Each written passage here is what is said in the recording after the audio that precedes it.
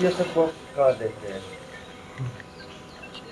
Engineer Rashid साहब बोलेंगे, उनकी कुर्बानी है। मुझे इंजीनियर रशीद साहब के साथ बिलखुसूस उनके साथ काफ़ी हमदर्दी है, लेकिन छानपोरा का कैंडिडेट क्यों नहीं उठा, रफियाबाद का क्यों नहीं उठा, टंगमर्ग का क्यों नहीं उठा, बीरवा में मैंडेट चेंज क्यों हुआ, सोनावारी में मैंडेट चेंज क्यों हुआ? मेरा सवाल ये आपसे है और आपके ज़रिए उससे है। आई हैव, जो मैं कह रहा हूँ, it is obvious that I have regrets, but मैं अली मोहम्मद सागर का बेटा नहीं था ना। मैं, जिनके आप इंटरव्यू करते हो, जिनके बाप एमएलए मिनिस्टर थे, कोचू में उनके पीछे आप जाते हो, लाइव कैंपेन कवर करते हो मिनिस्टरों के बेटों के, मैं वो नहीं था ना। शेख इमरान और मेरी एडवेंट इनटू पॉलिटिक्स एक एक्सपेरिमेंट है।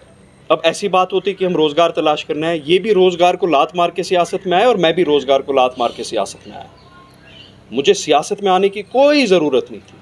मैं अमेरिका से 10 साल बाद इस सियासत में आया, फिर क्या ज़्यादा से ज़्यादा बनूंगा, एमएलए बनूंगा, मेयर बन गया। Every day in my life here has been a struggle for my family, for me, for my children. क्यों आए? कहीं से कुछ कंट्रीब्यूट करें। लर्निंग कर्व है, कोशिश की, हमें लगा उमर साहब नए हैं, नौजवान हैं, ये डायनेमिक होंगे। हमें कहाँ पता थी वही ख़ानदानी राज उनको आगे चलाना है, वही अपने वालिद साहब के मिनिस्टरों के बच्चे उनको मिनिस्टर बनाने, हमें कहाँ पता थे।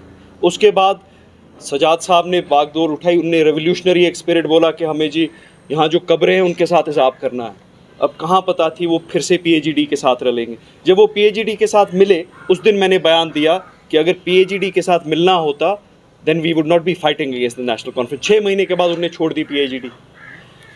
अल्ताफ़ साहब ने ऑल्टरनेटिव क्रिएट किया, सच की सियासत होगी, जुल्म के खिलाफ सियासत होगी, वो नेशनल कॉन्फ्रेंस का हो, पीडीपी का हो या बीजेपी का हो।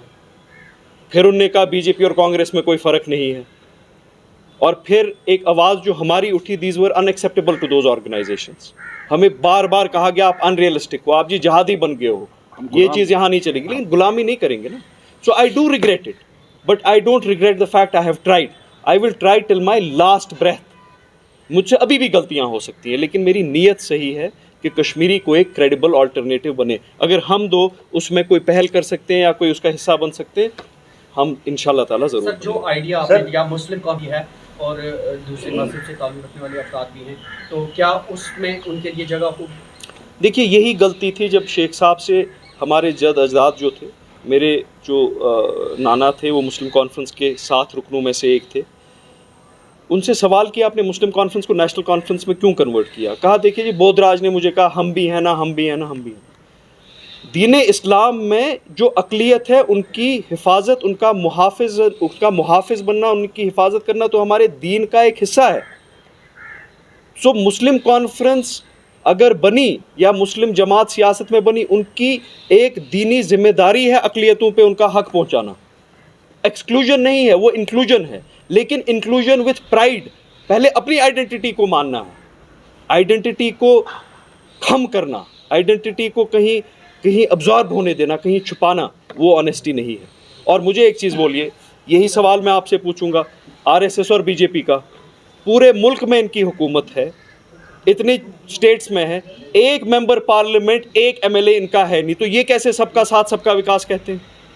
उनसे आप सवाल पूछते नहीं हो कि आप सबका साथ सबका विकास कैसे करोगे? आपका 240 मेंबर पार्लियामेंट में से आधा मुसलमान नहीं है, आपके एमएलए 1200-1300 पूरे मुल्क में है, आधा क्या सवा मुसलमान नहीं है। उनसे आप ये सवाल नहीं पूछते हो। जब उनको शर्म नहीं है, इसके शर्म। इमरान साहब, ये जानना चाहूँगा, जो नेशनल कॉन्फ्रेंस है वो ये कह रहे हैं कि जितने भी इंडिपेंडेंट कैंडिडेट है दे और प्रॉक्सी। जुनैद साहब जवाब देंगे। ठीक है, जितने इंडिपेंडेंट कैंडिडेट हैं, कल तनवीर सादिक साहब मेरे खिलाफ जड़ीबल में लड़ रहे हैं। आप में से कोई शायद उनका कल कैंपेन कवर कर रहा था, बोला जितने इंडिपेंडेंट कैंडिडेट है ये वोट डिवाइड कर रहे हैं। प्रॉब्लम है that reporter did not know that Tanveer Sadiq ने खुद एज इंडिपेंडेंट कैंडिडेट 2008 में नेशनल कॉन्फ्रेंस के खिलाफ लड़ा और 4000 वोट लिए जो नेशनल कॉन्फ्रेंस के कटे, और वो एक साजिश थी किसी को हराने के लिए। लेकिन काश अगर होमवर्क की होती, उनसे पूछा होता फिर आप 2008 में इंडिपेंडेंट क्यों उठे, फिर आप ही एजेंट थे। ये जो उमर साहब का एक ये है ना कि एक फ्यूडल माइंडसेट है कि इक़्तिदार का डिवाइन राइट उनकी फैमिली को है, मोरालिटी का डिवाइन राइट उनकी फैमिली को है, कश्मीरी तशख्खुस का कोई डिवाइन राइट अलम उनकी फैमिली में उनने अलम रखी है। ये बदकिस्मती से हमारी मीडिया फ्रेटर्निटी की भी दिमाग में भी सबकॉन्शियसली बैठ गया है। हम भी सवाल पूछते हैं क्या जमात प्रॉक्सी है? किसकी जुर्रत है बोलने की जमात प्रॉक्सी है? जमात की के 10,000 नौजवान हमारी कब्रों में सोए हैं, उनको प्रॉक्सी कौन बोलेगा? मीरवाइज साहब को लेबल। अच्छा, मीरवाइज साहब को, हमारा किसी का हक नहीं है मेन स्ट्रीम में मीरवाइज साहब को बोलने के लिए कि हम आपके खैर को आए। हमने सब ने उस इंस्टीट्यूशन को डिसअपॉइंट किया। कोई सरकार नहीं है, कोई फर्द नहीं। मैं अपनी बात बोलूंगा, मेरा हक नहीं बनता है। मैं ट्रेडिशनल जनरेशनल बकरा हूं, इमरान साहब हैं, लेकिन क्या हमने वफा की? एस्करा पन्निस बकर को मस वफा ना बुबा ने पालन में करने किया। मगर आज इलेक्शन के दौरान सबको याद आता है कि नहीं उनको जुमा का खुतबा क्यों नहीं। आज ख्वाजा दिगर था, अभी ख्वाजा दिगर के दिन में क्यों मीरवाइज साहब को वहाँ खुतबा नहीं देने दिया गया? किस बात पे? कभी रिहा करते हैं, कभी बंद करते हैं। तो इनके लिए, इनकी बाय कन्वीनियंस ये तंजीमें किसी को करार देती हैं लॉयल और किसी को करार देती हैं प्रॉक्सी। का हक नहीं है, लेकिन बराए मेहरबानी जब ये बातें बोलते हैं, आप भी इनसे सवाल पूछें। आप हमसे ही सवाल पूछते हैं, तू कैसी जमात सी है उबन अब्दुल्ला शबना तू issue proxy. Only one. There are two parties which are going to be who are going to get advantage.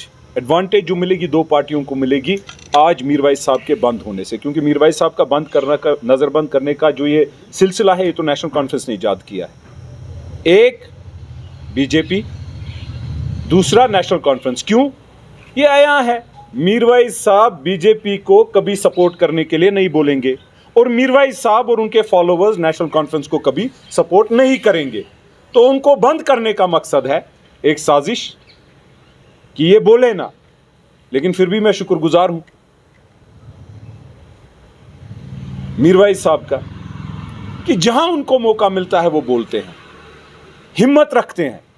तो ये पता है हमें कि दो तंजीमें जिनको बड़ा डिसएडवांटेजियस लगा होगा आज कि अगर मीरवाइज साहब वहां पर होंगे तो बीजेपी और नेशनल कॉन्फ्रेंस को डिसएडवांटेज होगी, इसलिए बंद रखा गया। सर आखिरी हैं जमीनी सतह पे हम है ना, डोर टू डोर हम जा रहे हैं ना, लोगों से हम मिल रहे हैं ना।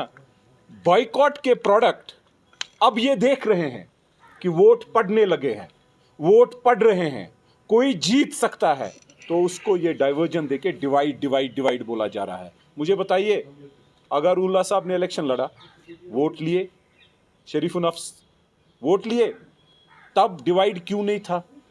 अब जो ही इनको लगता है कि जो बाइकॉट के प्रोडक्ट्स यहाँ एमएलए रहे हैं 1200 वोट से, 300 वोट से, 3000 वोट से, उनको जब लग रहा है कि उनके सामने पहाड़ टूट रहा है, 20-20, 40-40 हजार वोट असेंबली में पड़ेंगे, कैंडिडेट्स नेचुरली ज्यादा होंगे, इंडिपेंडेंट्स भी होंगे, पार्टियों के भी होंगे।